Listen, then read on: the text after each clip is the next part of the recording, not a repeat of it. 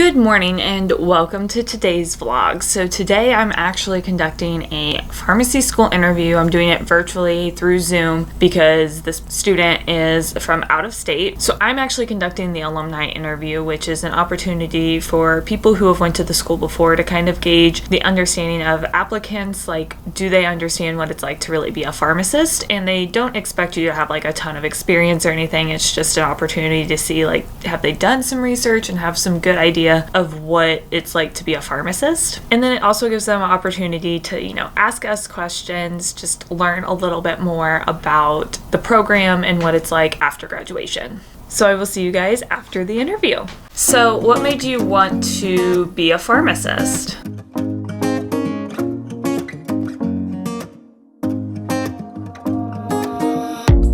So I just finished the interview with the student. I think it went really well. I'm gonna go ahead and do the review process for this, put it in the computer, send it to the school, and then I will be done with my side of the interview for the day.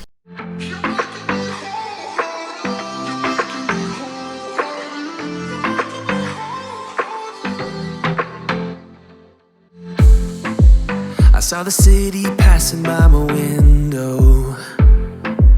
Was in the crowd, but I felt so alone.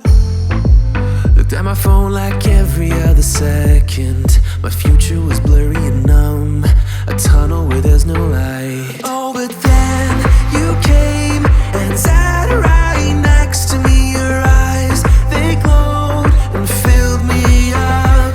We had never met before that time, but I just knew that we'd end up.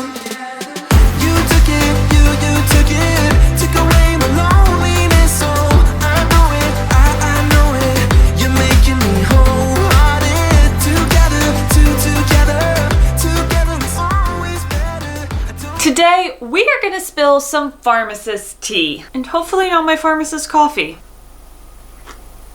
That's good. I frequently get asked in my DMs over on Instagram or in the comments here on YouTube whether or not pharmacy is a good career. And honestly, I've had trouble explaining that easily because there's a lot of factors to consider on whether or not pharmacy is a good career for you. So the entire point of this video is for me to break down some of the things that are going on in pharmacy, the good, the bad, and the ugly, so you can decide whether or not pharmacy is worth it for you. To be completely transparent, I do not regret becoming a pharmacist. So currently I work as an overnight pediatric and women's health clinical pharmacist, and while overnights is not my ideal lifestyle, I know that I have other opportunities and hopefully can change the time of my shift, but I do truly enjoy the things I'm doing and taking care of my patients. My job is not only fulfilling, but also helps me be more financially stable than a lot of other career options out there. So US News and World Report actually released pharmacy as number 73 on their 100 best jobs list. And while that's not super high on the list, pharmacists did at least make that top 100 jobs list, and they made a couple more. Pharmacist was also listed number 20 in the best healthcare jobs, and number 21 on the best paying jobs. All of that is fine and great until you start seeing the projections where there's going to be a loss of 7,000 jobs between 2020 and 2030. One of the claims for this was saying that more people are going to go to mail order and there's going to be less actual like brick and mortar pharmacies out in the world. And the other was the increase in pharmacy technician duties that are taken away from the job that a pharmacist does. And don't worry, we're going to get into all of that. But they did cite in other areas of pharmacy, such as going into hospital pharmacy or going into a clinic setting,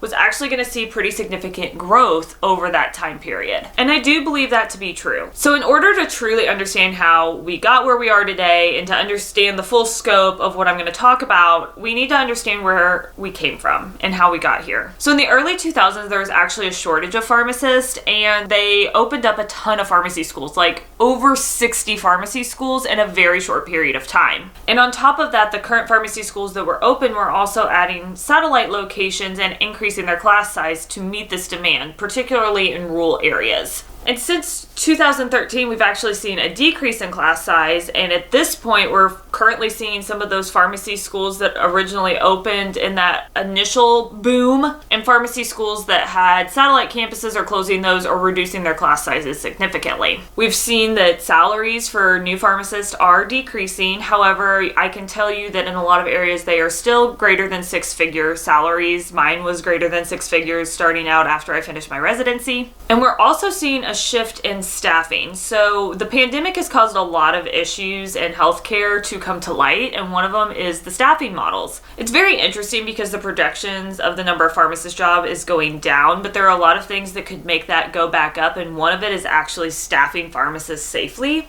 So right now, people who work in a community pharmacy, often known as retail pharmacies, these are your Walmart, Walgreens, CVS, things of that nature, those pharmacies are reducing their pharmacist staff or just not adding pharmacist staff as the duties expanded. So a lot of pharmacies started taking on COVID-19 vaccines, they started taking on COVID-19 testing, and that addition of workload has not resulted in an addition of pharmacists in many locations. So basically we saw an increase in workload during the pandemic without an increase in staff, without an increase in pay, and pharmacists are pretty much fed up with it. There are a lot of pharmacists that are speaking out about how their staffing is total mistreatment, 12-hour shifts without a break, without getting to go to the bathroom. And I will say that that is not everywhere. Not every single pharmacy is like that. Independent pharmacies typically are not like that. Not every single chain store is like that. But there are many of them that pharmacists are experiencing this. And so if you look up the hashtag pizza is not working, there is actually a movement to try to get some media attention, which there has actually been quite a bit of ground covered in that. The first time I've really seen pharmacist media attention on the staffing problems that are really widespread and have been around for a while. It's just gotten to the point that like pharmacists are at their breaking point and they're saying enough is enough, we need safe staffing. In addition to that, they talk about the increase in workload for technicians, but technicians frequently have not seen additional pay for that or significant compensation for that. So a lot of technicians are looking for jobs elsewhere because they don't want to take on that additional work or asking for additional pay that they're not getting, so they're going to a job that's going to pay them more, which is not surprising. I don't blame them. We have also seen that the reimbursement for prescriptions has been a huge issue in keeping pharmacists up and going, especially those independent pharmacies that are privately owned. This is due to something called pharmacy benefit managers, or PBMs, and they are the middleman between the insurance company and the pharmacy, and they are actually sometimes making pharmacies lose money by giving out prescriptions, which is crazy. Like, you just spend some medication for a patient and lose $100, like that just doesn't make sense, and it's not a good business model, and you can't sustain your staff that way. And so all of these things are kind of coming together, and I feel like right now we're at the break point of pharmacy where something is going to have to change, whether that's legislation or just general practice, which I feel like for most of these cases legislation of some kind is going to have to go into place, whether that's at the state level or national level, to protect pharmacists and also make sure that reimbursement is appropriate and these PBMs are regulated, because right now they are not regulated in a lot of ways. And people outside of pharmacy have taken notice to the issues within pharmacy and are trying to capitalize on that. So Amazon is getting into the online pharmacy game. Mark Cuban has opened his own online pharmacy, which the marketing for that, there's so many issues. I could do an entire video on that. Let me know if you would like to see something like that. It would definitely be a different type of video for me, but I find it fascinating what the media is saying and what's actually true about his pricing. But we're also seeing a lot of membership type healthcare here in the United States, where instead of having insurance, you pay for a membership fee for a clinic and a pharmacy, and that is where you're getting your drugs, and you're not going through insurance. You don't have that middleman of PBMs, and the drug prices are typically lower. Hospitals and clinics are still adding pharmacists. That was something that was correct from US News. There is more and more demand for pharmacists and clinics because they can help reduce some of the burden from the physicians. They can also really help with medication management for difficult cases and in cases where patients are on multiple medications and just need a little tweaking here and there. As far as hospitals go, more and more hospitals are adding pharmacists in clinical positions or decentralized positions where they're not in the central pharmacy dispensing medications and verifying orders,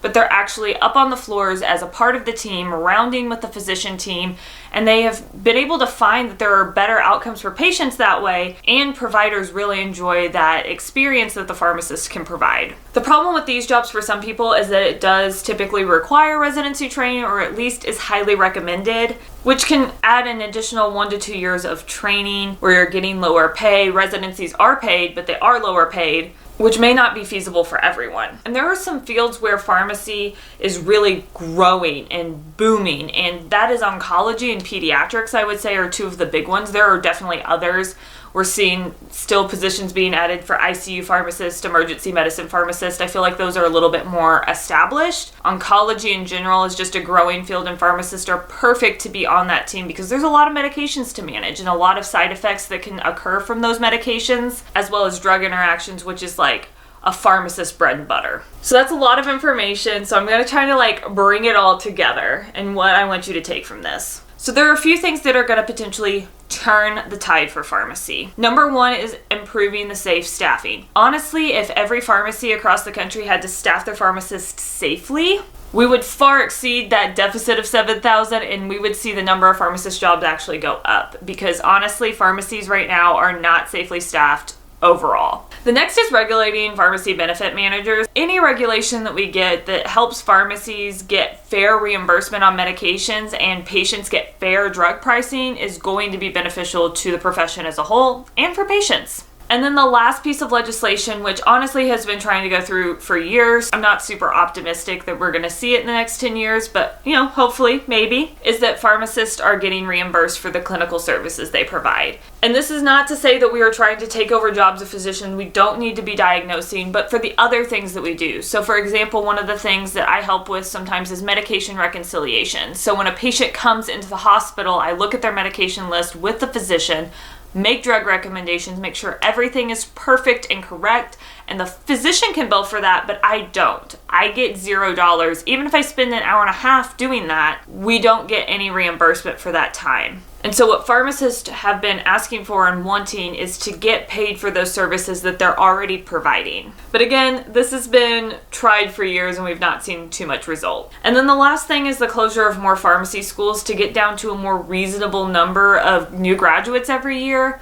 That increase in the number of pharmacy graduates has definitely flooded the market. Most of the jobs that are opening up now are to backfill somebody who's leaving for another position or somebody who's retiring. And that's not sustainable long term with the influx of graduates that we're getting. Like I said before, I don't regret pharmacy. I enjoy my job, and I think that pharmacy can still be a very worth it career in 2022 if you go about it correctly. Number one, you need to make sure you actually want to be a pharmacist. It's a high stress job. You have to learn a lot of information. It requires a lot of schooling, and if it's not for you, then it's definitely not going to be a worth it career. So take some time, shadow some pharmacists in different settings. Don't just shadow a pharmacist in retail, but look for opportunities in hospitals, look for opportunities in clinics, industry, academia. There are so many different options in pharmacy, and trying to get some shadowing experience, whether it's online, getting on YouTube and looking at some of the shadowing opportunities available there, connecting with a college or a guidance counselor who can maybe set you up with some of these experiences as well. Just find some way before you commit to pharmacy school to decide if it's something that you're actually interested in. Number two is to make sure you're being cost effective. I'm planning to do another video sometime in the future where I talk about the things to consider when you're deciding on a pharmacy school. But one of the huge things is how much it's going to cost you. If you're paying $40,000 a semester, which some people do, it's going to be extremely hard to pay that back, and your debt to income ratio at graduation is going to be crazy high, and it's going to be almost impossible to make that worth it financially. Number three is consider going into hospital or clinic-based settings, or one of the other non-traditional options like consultant pharmacies, industry pharmacy. These are the booming areas versus the retail pharmacy. Not to say that that still can't be a good career. I would just say that the market in a retail or community pharmacy right now is a lot more unstable and a lot more uncertain, and the job satisfaction is definitely down. Number four is consider doing a residency. There's a lot of debate on whether or not a residency is worth it, and honestly, I feel like I've been able to save lives that I couldn't have helped save before had I not done a residency, and for me, that is worth it. Not everybody feels the same way. But if you go into pharmacy school thinking you're going to do a residency, you're probably going to get more out of pharmacy school and do more things that set you up for a future career, even if you decide not to do a residency or a fellowship afterwards. And number five is to consider those growing specialties. Look at the job market in the areas you're interested in. See what kind of jobs are open. Look to see what kind of expansions the hospitals and clinics in the area are going through, because those are probably areas that once you graduate, there may be more pharmacist jobs available. That's a little bit harder to predict because, as you guys have seen, the last couple of years have totally changed the market for healthcare in general. But looking for specialty areas that really require pharmacist input, like again, pediatrics and oncology, could be great areas to go into. And that's the tea. If you found this video helpful, please give it a like. Let me know in the comments below what your thoughts are, any questions that you have. Thank you guys for watching, and I will see you next time. Bye!